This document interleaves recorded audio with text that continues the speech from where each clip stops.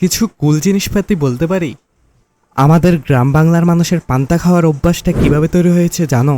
আজ যে পান্তা ভাত আমাদের সংস্কৃতির অংশ, এর শুরুটা কিন্তু হয়েছিল একদম ভিন্ন এক প্রয়োজন থেকে। একটা সময় গ্রামের ঘরে ঘরে ফ্রিজ ছিল না।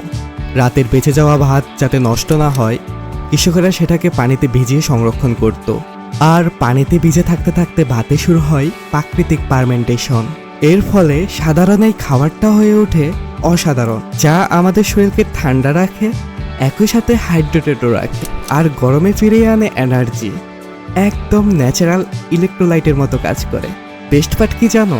এটা হচ্ছে প্রাকৃতিক প্রোবায়োটিক, যা আমাদের হজমেও সাহায্য করে। এই পান্তা শুধু গ্রাম বাংলাতে সীমাবদ্ধ না, এটা পহেলা বৈশাখেরও প্রধান আকর্ষণ। পেঁয়াজ, কাঁচামরিচ, ভর্তা এবং ইলিশ মাছের সাথে এই খাবারটি পুরো বাংলার মন জয় করে নেয়। এটা শুধু খাবার না, এটা আমাদের মাটি, আমাদের গল্প, আমাদের শিকড়।